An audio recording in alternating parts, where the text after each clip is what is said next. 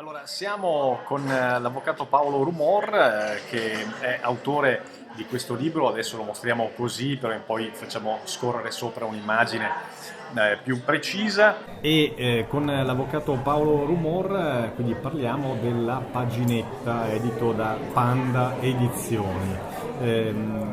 Avvocato, intanto ben trovato. Grazie. Con Room 21, room21.it. Perché la paginetta? Ci vuole dire qual è il contenuto di questo libro? Non è un diario, è una raccolta di impressioni sue in tanti anni e ho visto che tra l'altro lei è stato autore anche di altri libri, magari poi ne parliamo. Questo libro è più di 50 anni di vita e vi travaso le mie sensazioni, le mie esperienze di giornaliere vissute a casa, nel lavoro, nella società, come mi suggeriva la penna, come veniva il momento. Sono espressioni del tutto spontanee, in cui io travaso quello che per me la vita proponeva, comprese le sconfitte, comprese le soddisfazioni, il lavoro, i parenti, gli amici, più di mezzo secolo di vita e di esperienza. Ecco, tutto questo l'ho condensato in questo libro, che è un libro di sensazioni, non è un diario, è un libro, ripeto, di sensazioni. Naturalmente non ci sono tutti i suoi scritti dagli anni 60 ad oggi. Lei ha detto: ho fatto una scelta. Perché? Una selezione era necessaria perché non tutti potevano essere adatti a un pubblico, diciamo, intanto nel senso che io le mie cose personali, troppo personali, non le ho esternate, le ho tenute per me, come è comprensibile.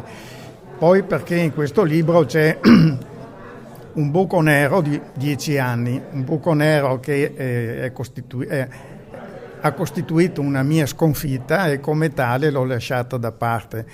Per il resto sono selezioni e quindi diciamo che vi è rappresentato uno scritto per settimana o anche meno, uno per mese. Certo. Allora, lei diceva che naturalmente traspare la vita della città, Sì?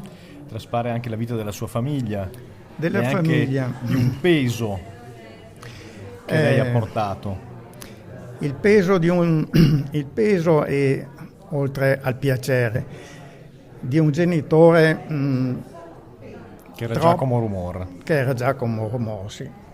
Che vuol dire Camera di Commercio, che vuol dire la rinascita della città dopo la guerra e tante altre cose, l'autostrada, eccetera. Un genitore troppo importante perché io ho sempre avuto la coscienza di non esserne all'altezza. Questo è stato per me un grave handicap personale che non addebito a lui certamente, ma di cui avrei voluto fare a meno sinceramente, nel senso che avrei preferito un padre con cui parlare e con cui esprimermi. E invece io ho avuto la politica in casa e con la politica è difficile parlare.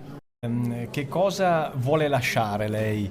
Di solito si scrivono dei libri per farlo sapere agli altri, per farlo sapere a chi viene dopo, per far sapere anche a chi non ha vissuto quegli anni. Perché lei aveva, sì, negli anni 60 era un giovane, certo. e qui vengono fuori tante cose della città degli anni 60 e 70 che furono molto importanti per Vicenza. Io voglio lasciare, ho scritto il libro per questo, voglio lasciare a Vicenza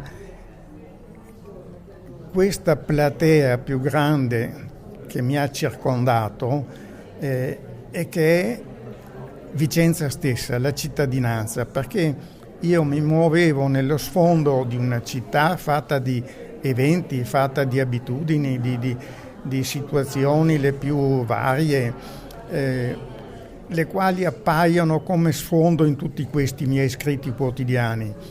Ecco, ho pubblicato il libro per restituire ai vicentini quello che è stato il sottofondo della mia vita personale. Questa è una bella cosa, è una bella testimonianza, avvocato, ma lei scrive ancora? È diventata un'abitudine? Sì, è diventata un'abitudine e sto pubblicando altri libri e continuerò a farlo perché mi piace. La ringraziamo moltissimo, grazie per aver lasciato questa testimonianza a Vicenza e ai vicentini e le auguriamo di scrivere tanti altri libri interessanti. Grazie mille.